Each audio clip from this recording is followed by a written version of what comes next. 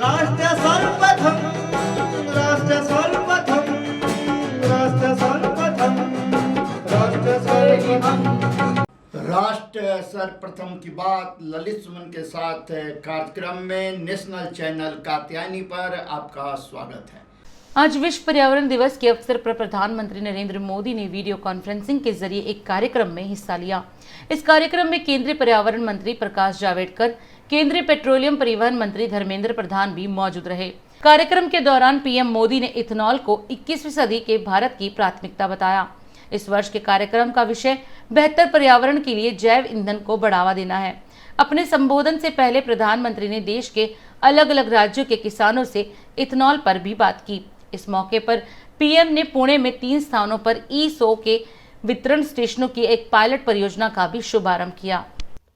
विश्व पर्यावरण दिवस के अवसर पर भारत ने एक और बड़ा कदम उठाया है। इथेनॉल सेक्टर के विकास के लिए एक विस्तृत रोड मैप आज अभी मुझे जारी करने का सौभाग्य मिला है। देश भर में इथेनॉल के उत्पादन और वितरण से जुड़ा महत्वाकांक्षी E100 पायलट प्रोजेक्ट भी पुणे में लॉन्च किया गया है। मैं पुणे वासियों को बधाई देता हूं, पुणे के मेयर को बधाई देता हूं। हम अपने तय लक्ष्यों को समय पर हासिल कर पाएं, इसके लिए मैं बहुत बहुत शुभकामनाएं देता हूं। साथियों, अगर आप गौर करें तो आज से 7-8 साल पहले देश में इथेनॉल की चर्चा बहुत कम, रेयरली कभी होती थी। कोई उसका जिक्र ही नहीं करता था, और अगर जिक्र कर भी दिया तो जैसे एक रूटीन कोई बात होती है ऐसा ही हो जाता था। लेकिन अब इथेनॉल 21वीं सदी के भारत की बड़ी प्राथमिकताओं से जुड़ गया है। इथेनॉल पर फोकस से पर्यावरण के साथ ही एक बेहतर प्रभाव किसानों के जीवन पर भी पड़ रहा है। आज हमने पेट्रोल में 20% इथेनॉल ब्लेंडिंग के लक्ष्य को 2025 तक पूरा करने का संकल्प किया है। पहले जब लक्ष्य सोचा था तो ये सोचा था कि ये 2030 तक हम करेंगे, लेकिन पिछले कुछ दिनों में जिस प्रकार से सफलताएं मिली हैं, जन सामान्य का सहयोग मिला है, लोगों में जागरूकता आई है और हर कोई इसके महत्व को समझने लगा है, और इसके कारण अब हमने 2030 में जो करना चाहते थे उसको 5 साल कम करके 2025 तक करने का निर्णय किया है। 5 साल एडवांस। साथियों, इतने बड़े फैसले का हौसला भारत एक आशा की किरण बनकर के उभरा है। एक विश्वस्त मानव जात के कल्याण के लिए एक विश्वस्त साथी के रूप में आज भारत ने अपनी पहचान बनाई है। जो दुनिया कभी भारत को एक चुनौती के रूप में देखती थी, क्लाइमेट चेंज, भारत की इतनी बड़ी आबादी, लोगों को लगता है संकट यहीं से आएगा, आज स्थिति बदल गई। आज हमारा देश क्लाइमेट जस्टिस का अगुवा बनकर उभर रहा है। साथियों, क्लीन और efficient energy systems, resilient urban infrastructure और प्लांट इको रिस्टोरेशन आत्मनिर्भर भारत अभियान का एक बहुत अहम हिस्सा है।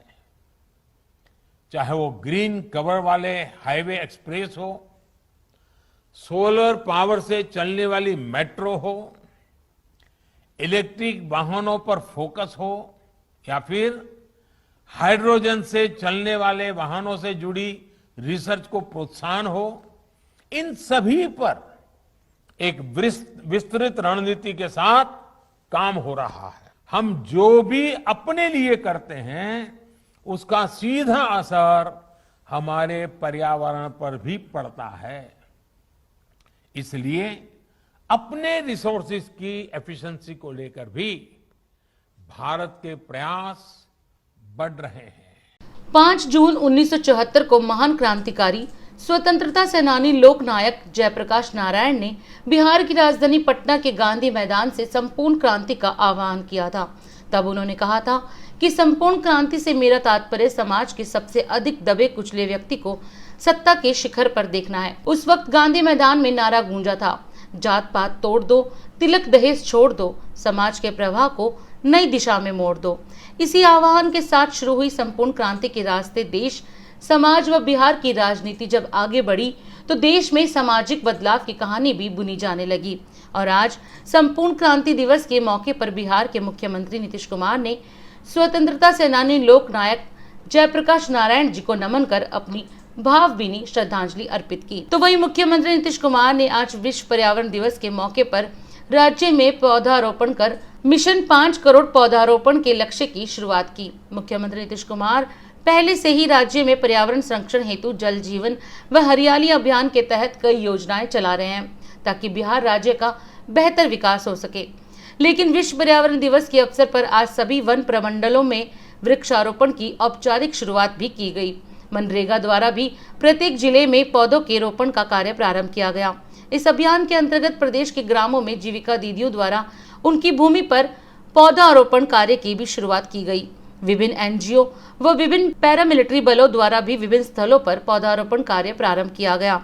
मिशन 5 पौधारोपण के लक्ष्य को पूरा करने के लिए वन विभाग के पौधाशालाओं में 5.50 करोड़ से अधिक पौधे तैयार कराए गए हैं। वन विभाग द्वारा 1.24 करोड़ पौधे विभिन्न विभागीय योजनाओं के अंतर्गत लगाए जाएंगे। राज्य में हरित आवरण बढ़ाने के लिए वर्ष 2012 में हरियाली मिशन की स्थापना की गई थी।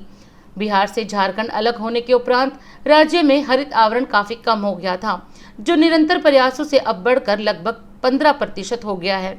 तो वहीं मॉरिशस की पूर्व राष्ट्रपति के निधन पर पीएम मोदी और मुख्यमंत्री नीतीश कुमार ने दुख जताया है। मुख्यमंत्री नीतीश कुमार ने कहा कि मॉरिशस के पूर्व राष्ट्रपति व पूर्व प्रधानमंत्री अनिरुद्ध जगन्नाथ जी का निधन अत्यंत दुखद है। आधुनिक मॉरिशस के निर्माण में उनकी महत्वपूर्ण भूमिका है। वर्ष 2010 में वे बिहार आए थे। उनका निधन मेरे लिए एक व्यक्तिगत क्षति है। ईश्वर दिवंगत आत्मा को शांति दें। राष्ट्र सर्वप्रथम की बात ललित सुमन के साथ कार्यक्रम में अभी समय है एक ब्रेक का। हम चलते हैं ब्रेक पर। ब्रेक से लौटकर हम फिर आपसे बात करेंगे, आप इंतजार करें। 22 वर्षों से प्रकाशित मदर इंडिया पत्रिका, पढ़ते रहें देश दुनिया की खबरों के लिए।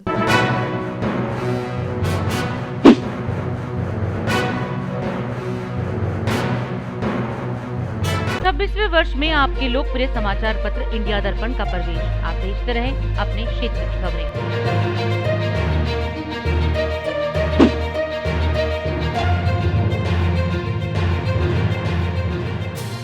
राष्ट्र सर्वप्रथम की बात ललित सुमन के साथ कार्यक्रम में ब्रेक के बाद आपका फिर से एक बार स्वागत है। देश की राजधानी दिल्ली में पिछले 24 घंटे में कोरोना के 400 नए मामले सामने आए और पॉजिटिविटी रेट 0.5% हो गया है। तो वहीं कोरोना के घटते मामलों को देखते हुए अब दिल्ली सरकार धीरे धीरे अनलॉक कर रही है। आज मुख्यमंत्री अरविंद केजरीवाल ने कहा कि राजधानी दिल्ली में सोमवार को 5 बजे तक लॉकडाउन जारी रहेगा, लेकिन सोमवार से अनलॉक प्रक्रिया 2 में कुछ रियायतें दी जा रही हैं। साथ ही मुख्यमंत्री ने यह भी बताया कि तीसरी लहर से निपटने के लिए दिल्ली सरकार किन किन तैयारियों में जुटी हुई है।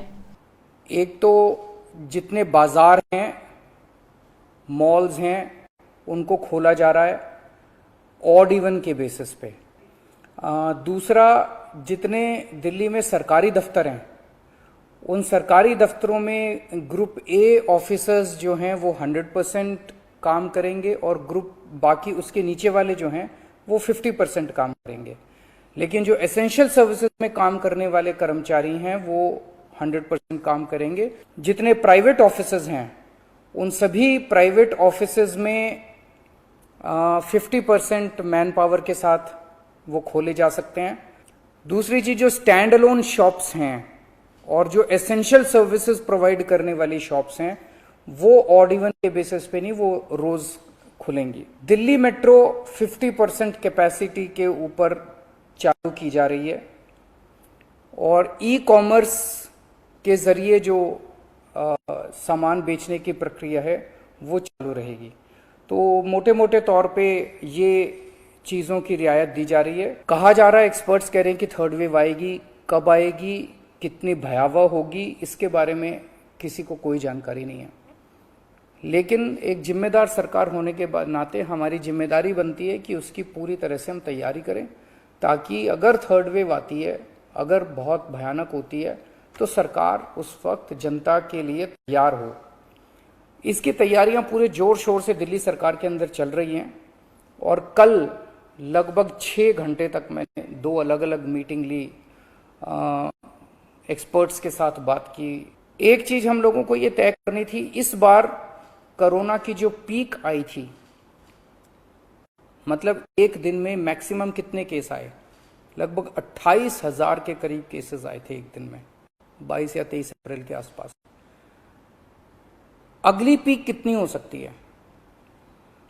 तो ये तय किया गया कि अगली पीक 37,000, एक्सपर्ट्स के साथ बात करके, ऑफिसर्स के साथ बात करके, सबके साथ बात करके, कि 37,000 पीक मान के इसकी तैयारी शुरू की जाए। 37,000 की पीक की तैयारी के हिसाब से अब सारे कैलकुलेशंस किए जा रहे हैं कि अगर 37,000 की पीक आती है तो कितने बेड्स की ज़रूरत पड़ेगी, कितने आईसीयू की ज़रूरत पड़ेगी, कितने उसमें से बच्चों वाले होने चाहिए, कितनी ऑक्सीजन की ज़रूरत पड़ेगी, ये सारी चीज़ें, अब कितनी दवाइयों की ज़रूरत पड़ेगी, ये सारी चीज़ें अब कैलकुलेट की जा रही हैं।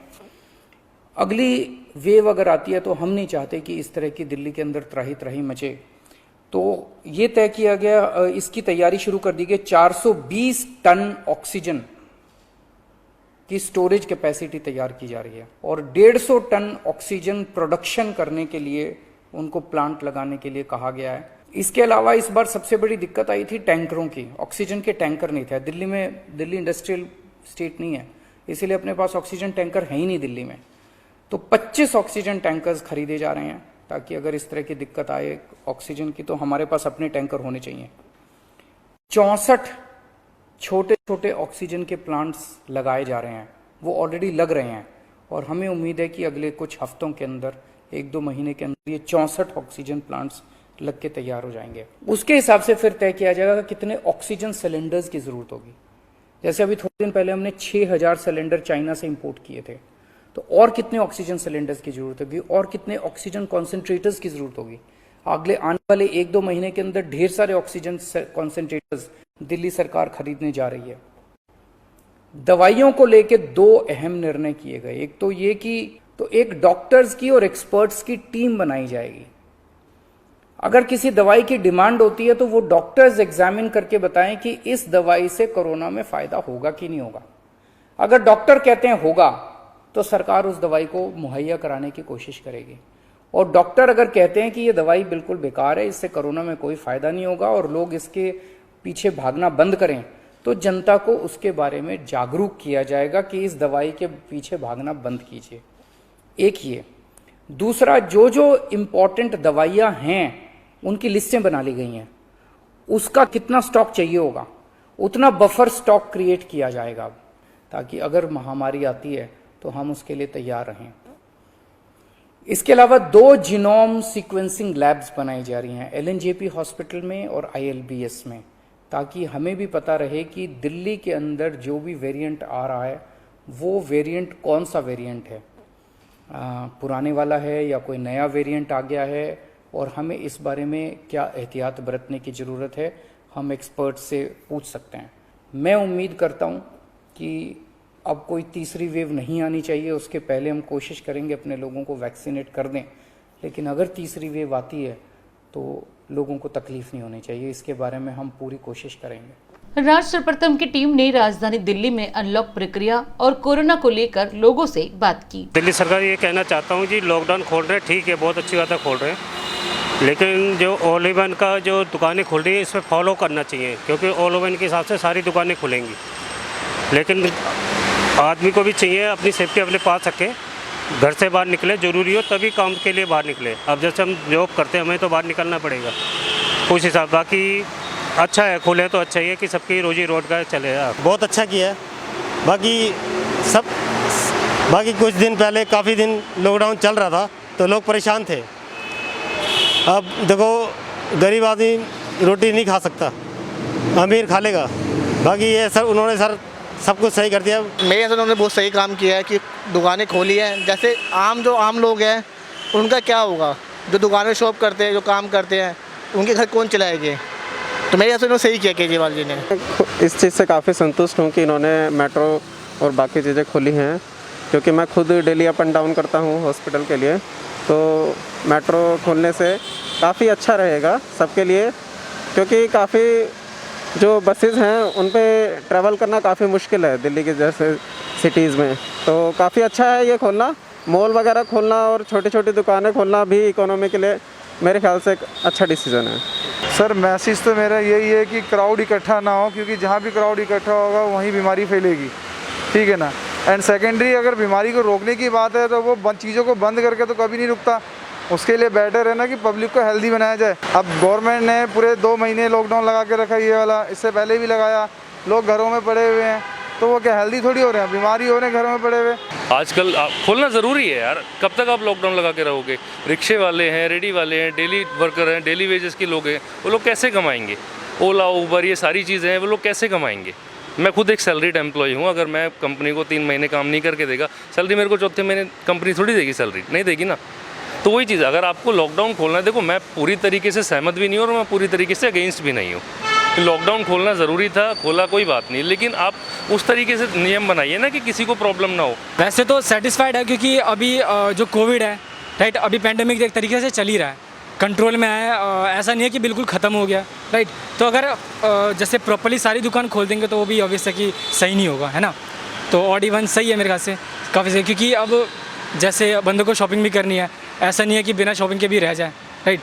थोड़ा हर चीज़ लिमिटेड में होनी चाहिए, तो सही है, ऑड इवन सेटिस्फाइड है। आज विश्व पर्यावरण दिवस के अवसर पर भाजपा के दिल्ली प्रदेश अध्यक्ष आदेश गुप्ता के नेतृत्व में व भाजपा के पूर्व विधायक सत्यप्रकाश राणा के सहयोग से पूरे दिल्ली में 21,000 वृक्षारोपण का संकल्प किया गया। इसी क्रम में आदेश गुप्ता ने भाजपा के दिल्ली प्रदेश कार्यालय के बाहर कई पेड़ पौधे लगाए और जनता को भी अधिक से अधिक वृक्षारोपण कर पर्यावरण को बचाने का संदेश दिया। इस अवसर पर आदेश गुप्ता के साथ भाजपा के अन्य नेता व कार्यकर्ता भी शामिल हुए। पर्यावरण दिवस पर हमने पौधे भी लगाए हैं। दिल्ली की आबोहवा अच्छी बने, शुद्ध बने, इसके लिए भारतीय जनता पार्टी का एक एक कार्यकर्ता संकल्पित है।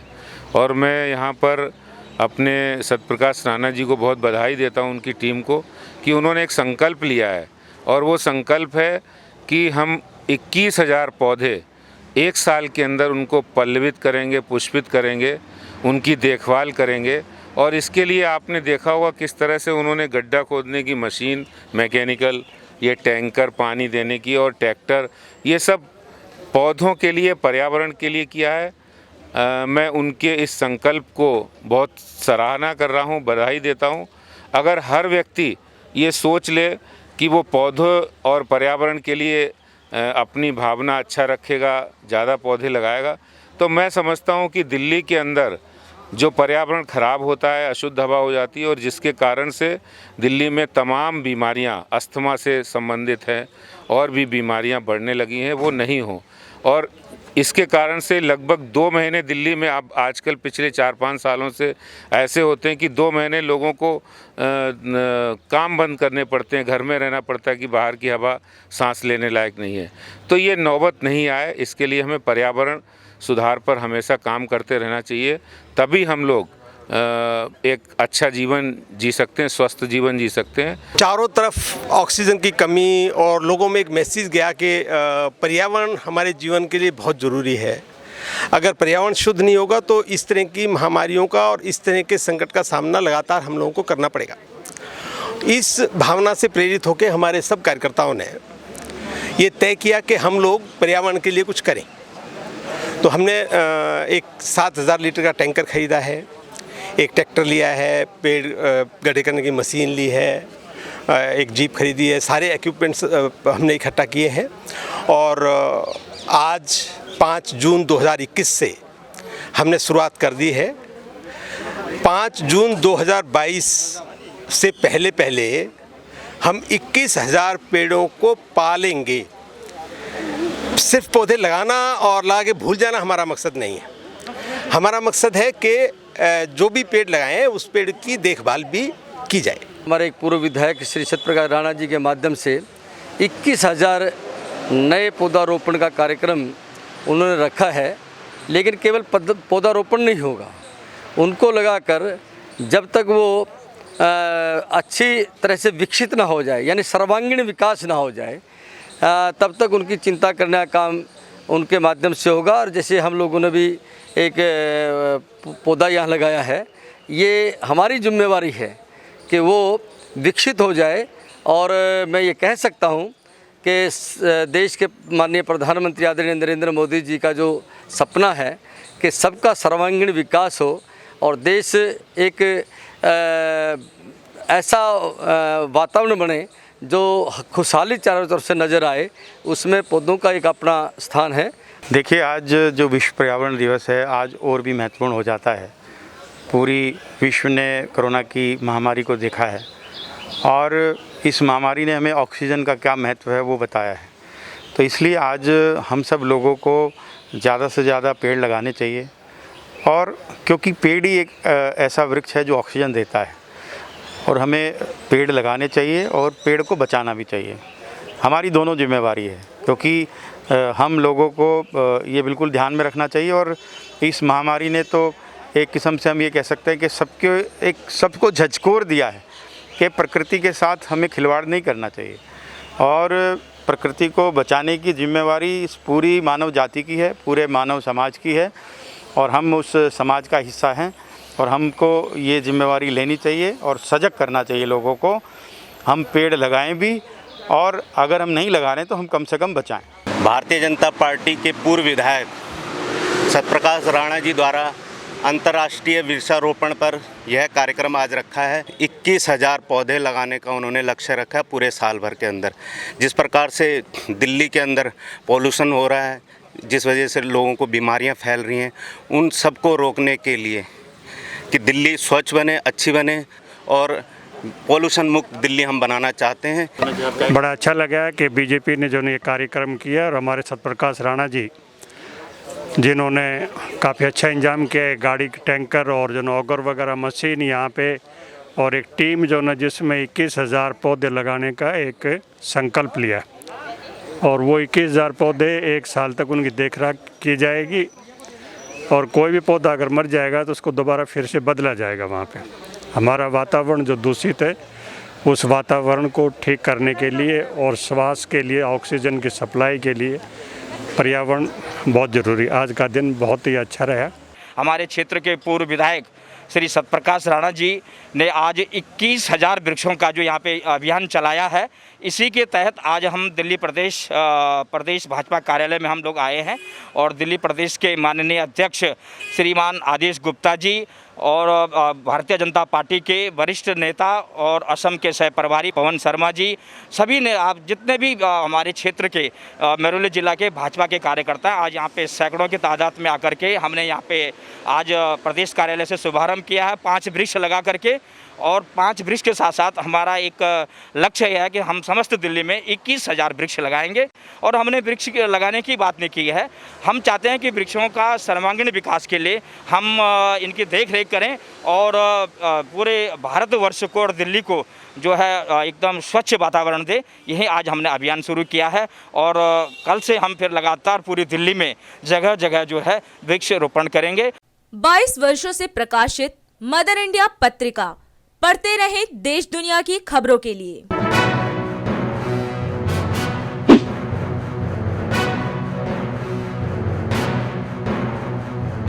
26वें वर्ष में आपके लोकप्रिय समाचार पत्र इंडिया दर्पण का प्रवेश। आप देखते रहें अपने क्षेत्र की खबरें।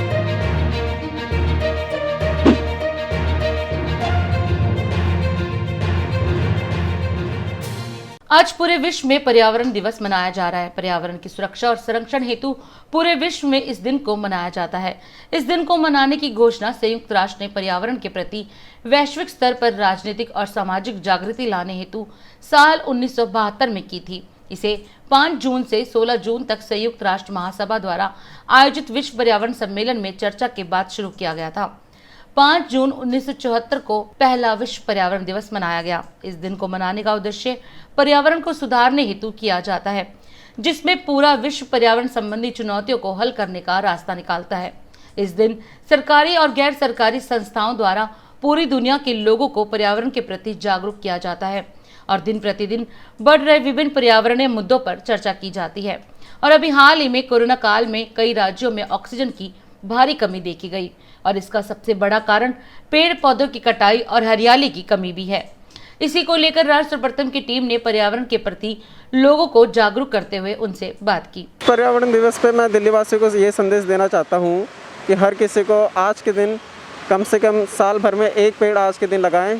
तो हमारे लिए बहुत जैसे संकट आ रहे हैं, ग्लोबल वार्मिंग का, मॉनसून वगैरह का कभी आना कभी नहीं आना तो बाढ़ लेके आना, ऐसी चीज़ें जो कि पर्यावरण में हम पेड़ लगा के चीज़ें काफ़ी कंट्रोल कर सकते हैं।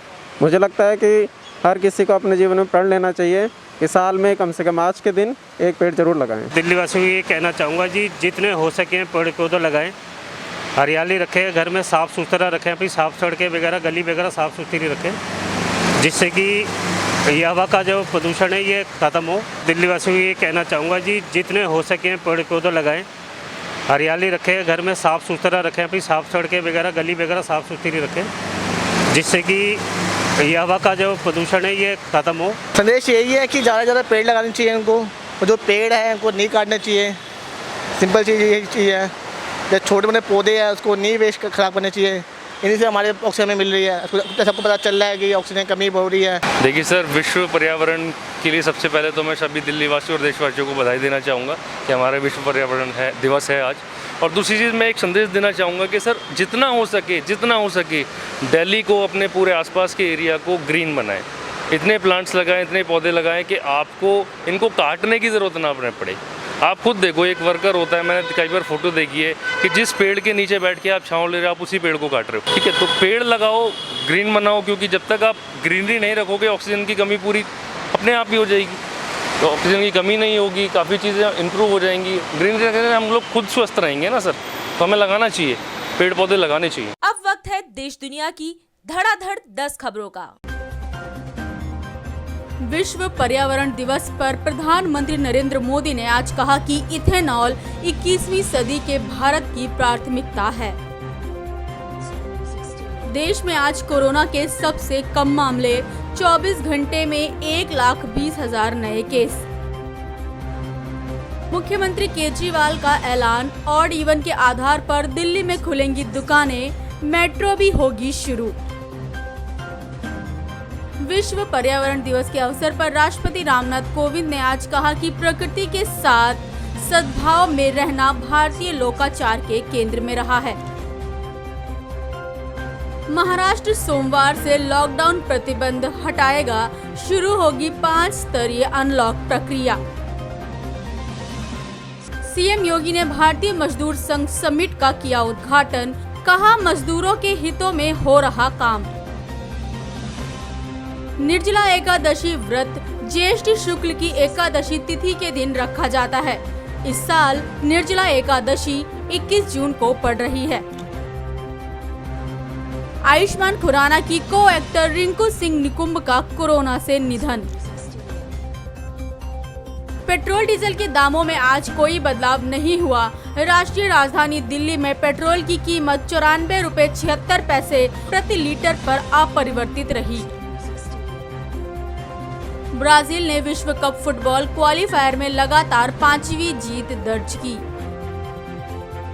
राष्ट्र सर्वप्रथम की बात ललित सुमन के साथ कार्यक्रम में हम आज आपसे यहीं विदा लेते हैं। राष्ट्र सर्वप्रथम, वंदे मातरम, जाग उठा है भारत। राष्ट्र सर्वप्रथम, राष्ट्र सर्वप्रथम, राष्ट्र सर्वप्रथम, राष्ट्र सर्वप्रथम।